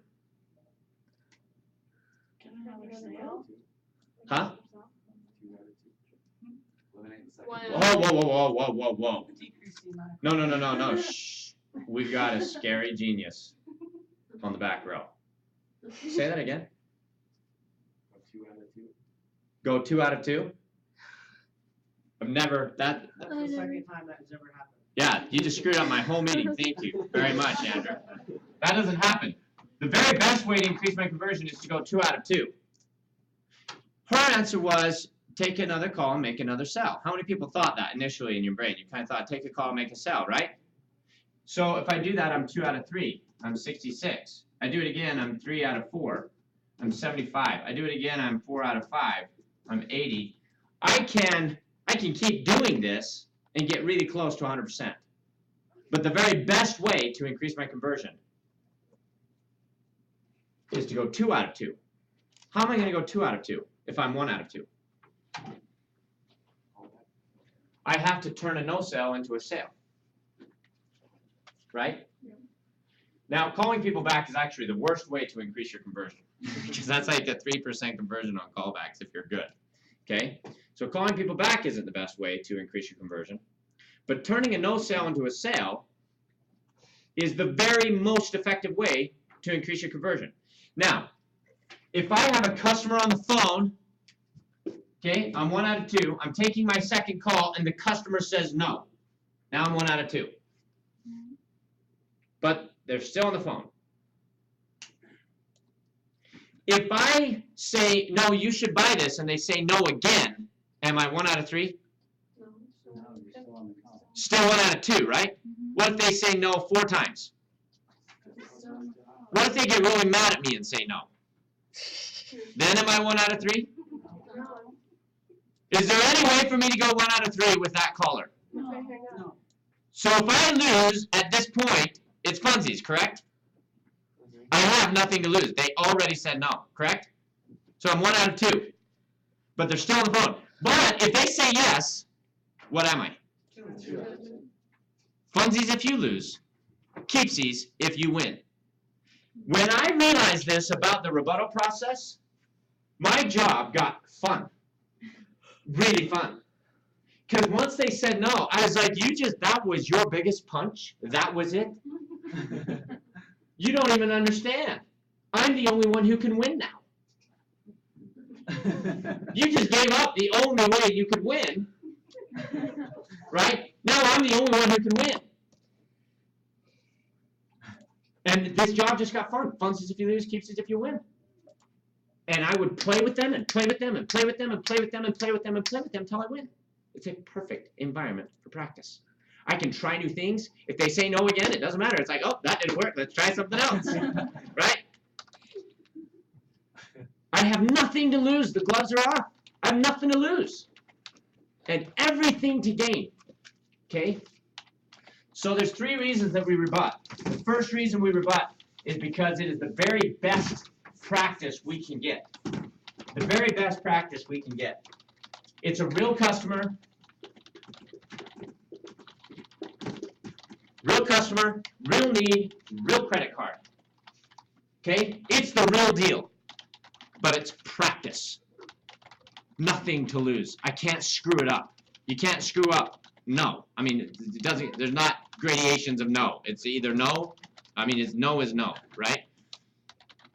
That's what our parents said. No means no. Sweet!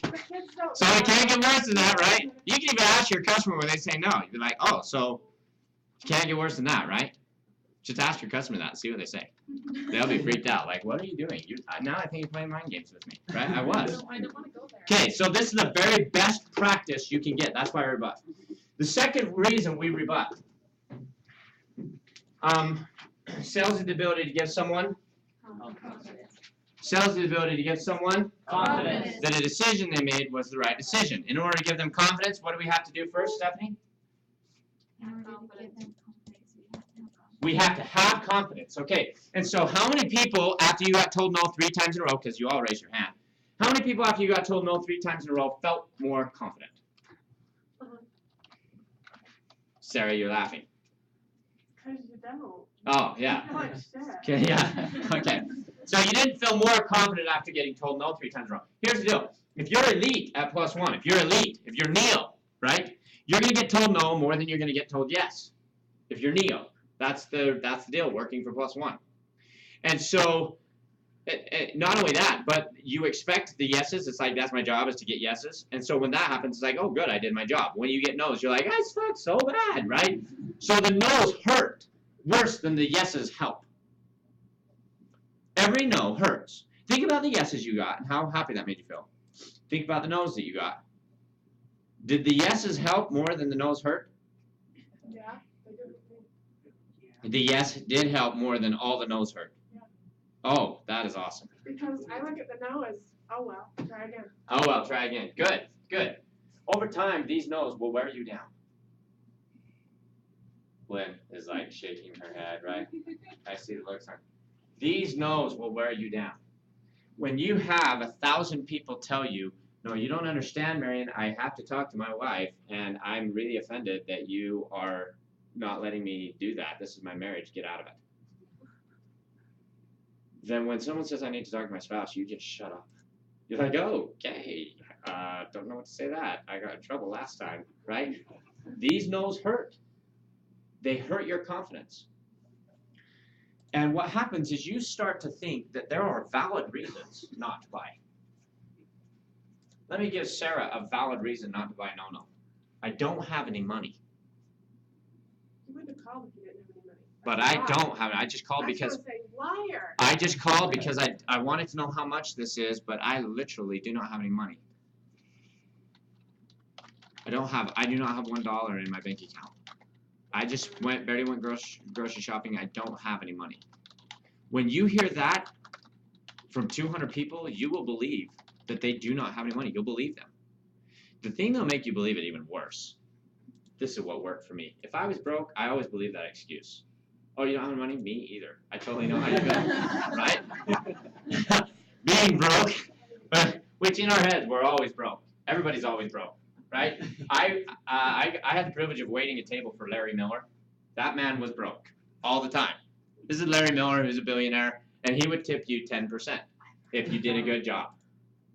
If you did a great job, he'd give you 10%. It's like, really? I'm a struggling college kid.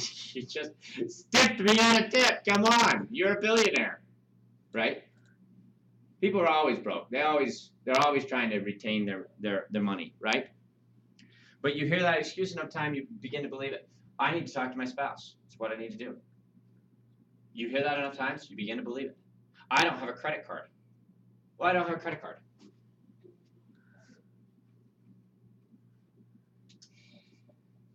Am I supposed to rebut it?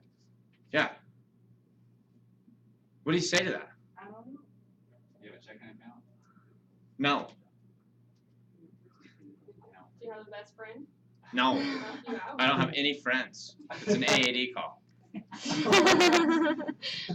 I don't have any friends.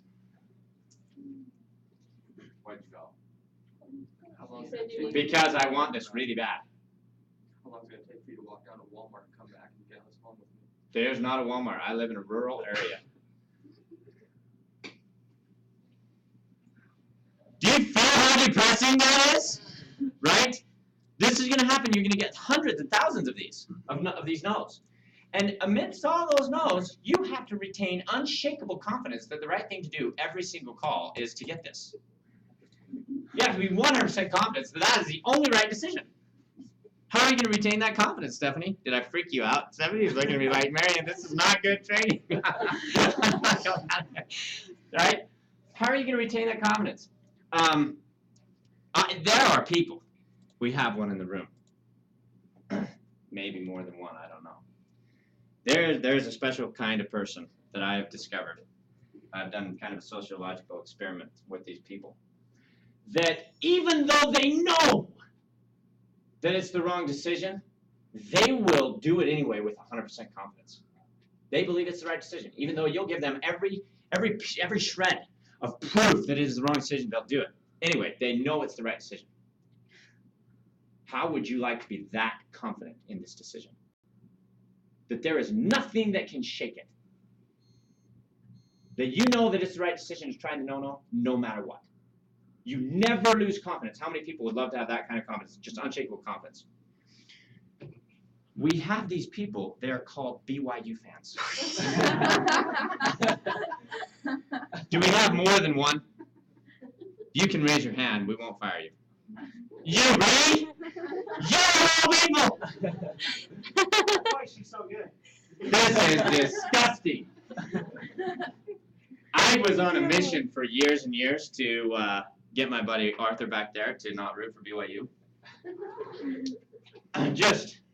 I have, right? I've tried everything. Quite a bit. I even started working on his dad because I realized it was a generational problem, so I just went straight to the top. And I just wanted to be funny. I was like, I found something. I found a piece of information. I was like, this is unequivocal proof that you cannot root for that school. It is the wrong thing to do. And it is in a sermon by Brigham Young back in the 1870s. They're talking about, at the time, when they were trying to take the Provo Academy, which was a prep school for the University of Deseret. And they're trying to take the Provo Academy and make it be its own school. And name it the Brigham Young University. And he gave this sermon in conference, damning them to hell. That's how he talked. I mean, he was fired up about it. He said, we have the University of Deseret, which, by the way, became the University of Utah. It's the same school. University of Deseret, University of Utah. Okay? We have the University of Deseret, and if you do this, you are fighting against God's kingdom, and you will be damned to hell. He just gives this whole speech about this, right? In this little section of his speech. It wasn't the whole point of his speech. I found this sermon. I was like, this will work. Of all things that would convince these BYU fans that this was a bad decision, this will work. So I showed this sermon to BYU fans. You want to know what they said? I don't care what Brigham Young said. Do you know what BYU said? But you're checking. Like, it's you know what? The BY. You know what that says? I'd ask him. So what? He's been dead for over 100 years. Blew my. Did you know that, Z? Are you rethinking now? He said it was a bad idea. I didn't know that he said that. It doesn't work. She didn't know that he said that. You have to rethink. You have to repent now. I have tried. It won't work. They're still there every Saturday. Popcorn popping out of the Epcot tree, right? Boom. Go Cougars. Go mighty Cougars. Oh, it drives me insane. I want you to just know. I won't even stop for gas in Provo. You're wearing blue, Mary. This is Carolina Panther blue. Steve Smith plays for them. He's a youth. No, right? You need that kind of confidence. Unshakable. That is unshakable confidence. Like, that's impressive. If that makes you not, like, if that can't make you not root for him, nothing will, right? There's another group of people that have unbelievable confidence in their decision. How many people know someone in the military? We have some people who were in the military. Raise your hand if you were in the military. And Alan wasn't he? Yeah. So think about these people that you know that were in the military. Do you ever hear them talk about politics and how they're upset about politics? Do you ever get upset about politics? You don't? Do you ever hear any of these people in the military talk about politics? Like, Oh, yeah. these people back in Washington. I'm not talking even right wing, left wing, I don't care, but they just are upset with the way the country is being run. Raise your hand. Right? This person that you know. Okay. So you know someone who gets upset about the way the country's being run, and they're in the military. You know a few. One of the things I've recognized about military personnel is they actually like feel a license that like, this is my country, and you should not be doing this. These people back in Washington, they'll talk very avidly about it. So this person that you know, let's say that they're having this rant about how bad Washington is. And you went up to him and you said, oh, you know what, I totally agree, we should have a flag burning party. Do you want to come? What would they do? No, they'd freak out. They would. What would you do if someone was like, let's go burn the flag? You want to come? Quite the rant. Yeah, that would not be the smartest thing to say to someone from the military. Where do they get such unshakable confidence? They were the one talking about all the problems. But that flag stands for something. I remember one time I was at a baseball game and I had my hat on during the national anthem. This guy behind me took my hat off my head. He was this military guy. He's like, show some respect, son. Right? That's just how they are. That flag stands for something. Where do they get that confidence in that flag? It's not the government. It is unshakable. The government can do whatever it wants. That flag stands for something. It's That's the what they're people, fighting it's us. for. It's not the government. Every day they had to wake up and find reasons to defend that flag with their life. Right? Every day a BYU fan has to wake up and defend that decision. They have to defend it over and over and over. Defending a decision gives us confidence in the decision. It gives us a blind, unshakable confidence. I don't care what you say. I'm not going to listen. This is the right thing to do. Just because I'm defending it. It's my stance. You need this kind of confidence on these phones. It will begin by studying the product and gaining your own confidence in the product. But you need an unshakable confidence that what you're telling people is the right thing. And defending it. The more times you get to say, actually, this is the right thing to do. The more times you say that, the more confidence you have in that decision. And it becomes just bound tight. It becomes unshakable. You need that. So that's the second reason we rebut, is because it gives us unshakable confidence.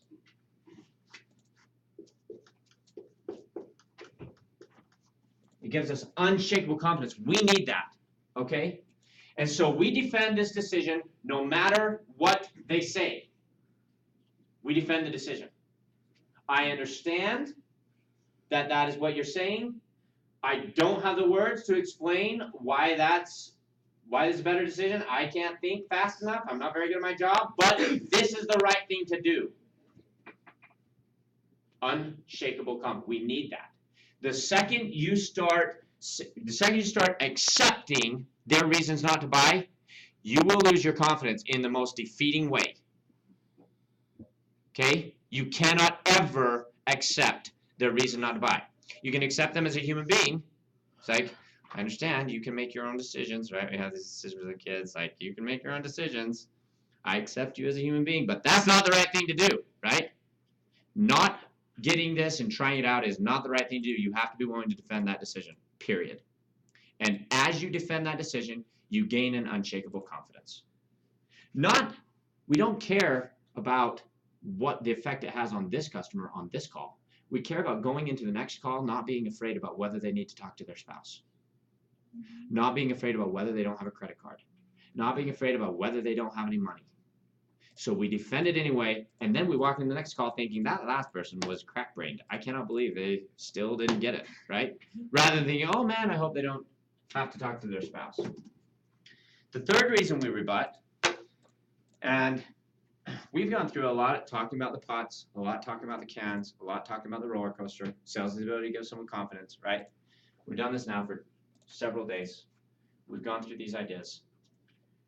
Where do you think we learned this? Where did we learn that these are the ingredients of a sale? Your experience. Did I learn that trust is the difference between having a sale and not having a sale by talking to people who trusted me? By talking to sales?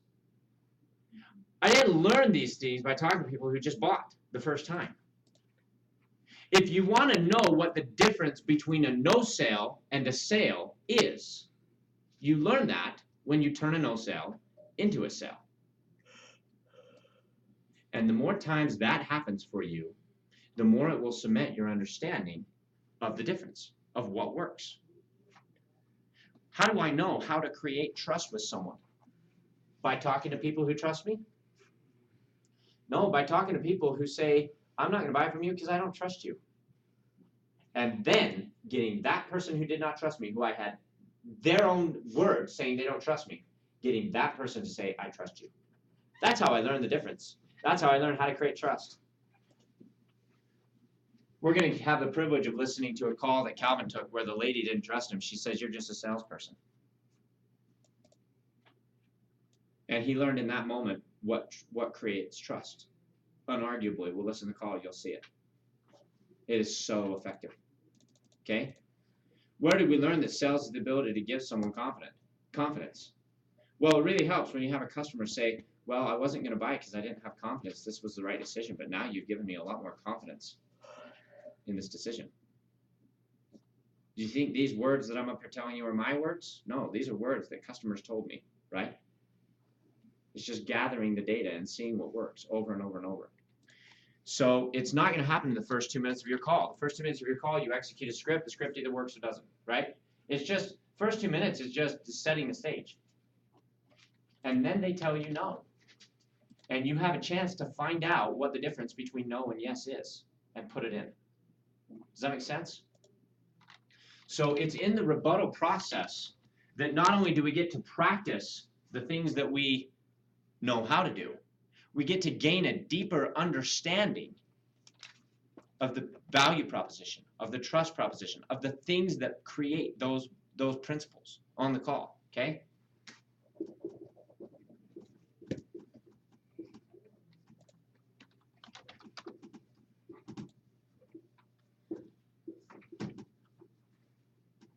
We get to increase understanding of how to close. We get to increase our understanding of the effect that asking questions has. We get to increase our understanding of how to create urgency, right?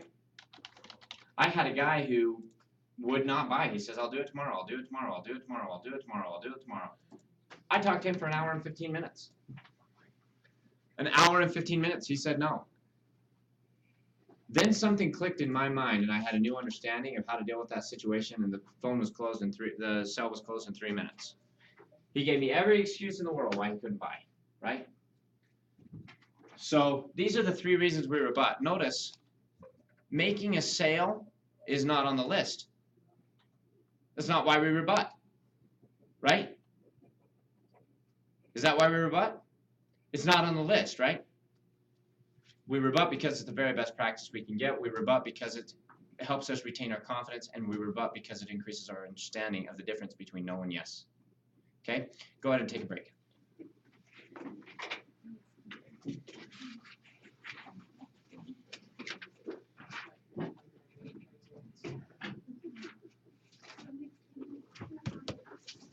Okay. Turn the music.